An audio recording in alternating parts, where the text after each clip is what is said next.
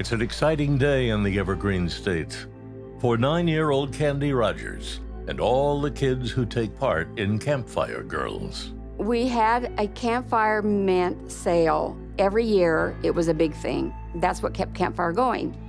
March 6, 1959 for Candy Rogers started with school as usual, but she also had the excitement of selling campfire mints that afternoon. At the end of the day, she picked up 7 boxes of mints, quite an armload with her school books and the mints. She was a little thing. Candy weighed only 60 pounds, was 4'4". She lived with her mother, Elaine. She was very shy and an only child. At 4 p.m., Candy set out in her own neighborhood to sell mints. She visited anywhere from 10 to 15 different homes. Darkness set in at about 5:45 in Spokane on March 6. When she did not return and it got dark, her grandparents started looking for her. Family members, neighbors, and police quickly got involved. That night, volunteers find boxes of campfire mints scattered along the road by the Spokane River, which police believe belong to Candy. One of the boxes of mints they found on the night of the initial search did produce a latent fingerprint. It was sent to the FBI, and it was never identified. We were all praying and hoping that they would find Candy. In my mind, she was gonna be fine, absolutely fine.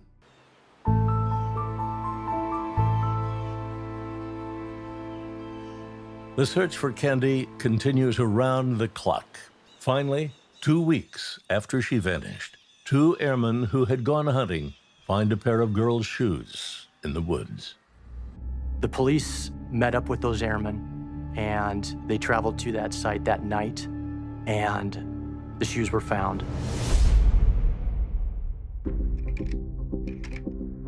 Darkness had set in, but preparations were made to begin a search of that area for Candy that morning. Police search the woods, looking for anything that will lead them to Candy Rogers. 50, 60 yards in from the road, my partner and I came to a pile of clippings from trees and dead boughs.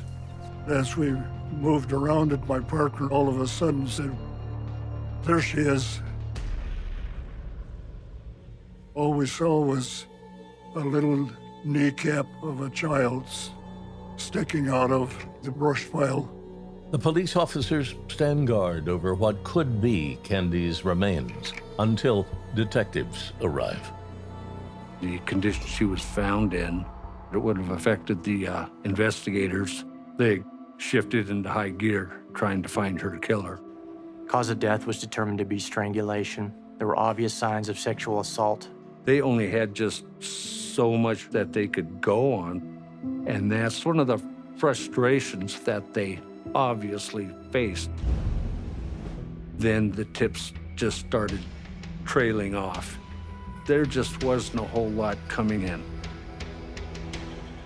In the mid-60s, investigators did have to stop because they were at a dead end. The case of the murdered Campfire Girl goes colder than the Spokane River in winter.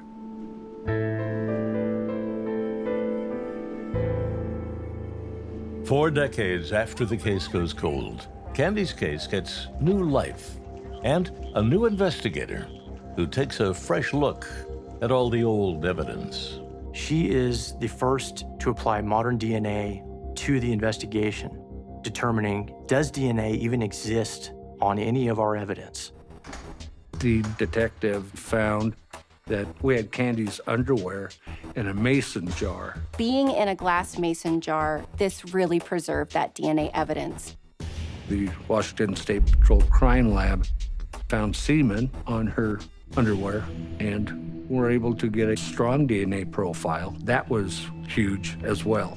The DNA profile was then uploaded to the CODIS database, and there were never any hits obtained. Almost 20 more years pass before another ray of hope appears for detectives when a new technology called genetic genealogy emerges.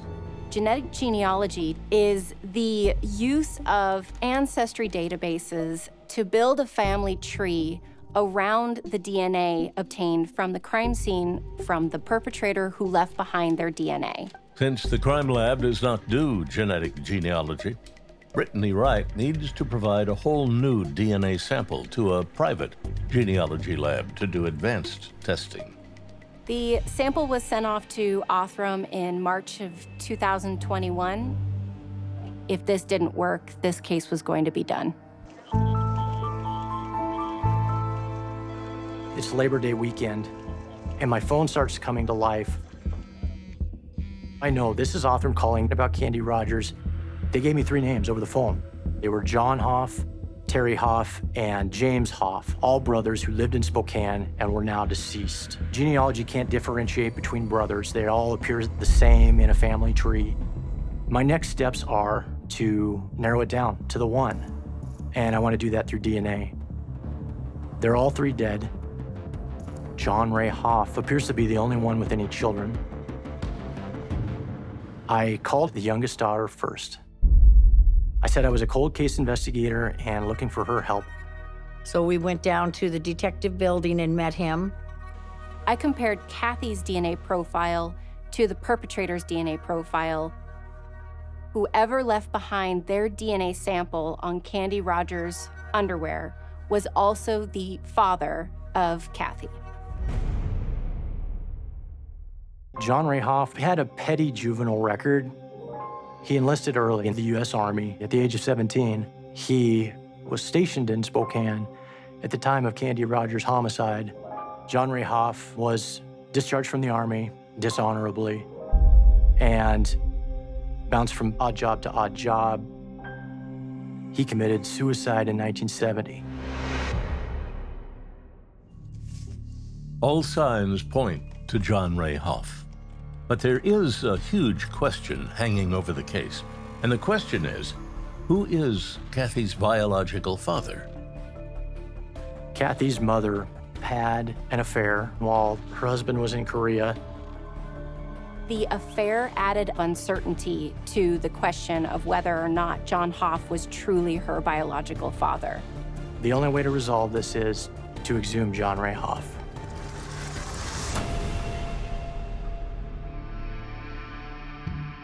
They got to work digging the grave and opening the cement vault, but there was absolutely no usable DNA. I decided to give one more shot and try and get DNA from his teeth. I actually had DNA in one of those teeth.